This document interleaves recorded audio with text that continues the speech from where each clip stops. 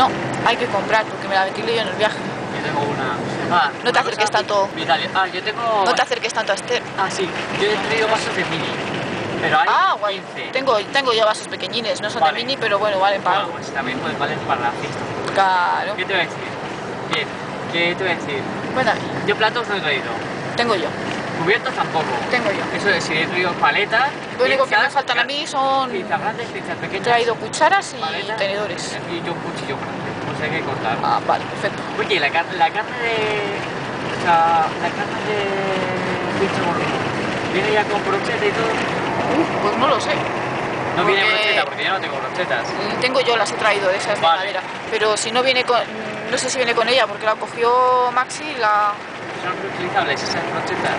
Esas de madera... Tengo una bolsita nueva, pero sí creo que son reutilizables, se lavan. ¿Y dónde las compras? Pues esas me parece que las compraba en el Alimerca.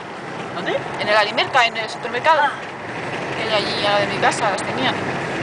O en el día. No me Pues acuerdo. mira, te voy a contar la historia de mi familia. Venga. Pues hay gente que es de Castroponce. Mi padre es de Villagómez, la Nueva, que es cerca de Villalón.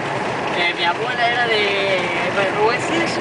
No sé si Berrueces. Berrueces, eso me suena. Berrueces.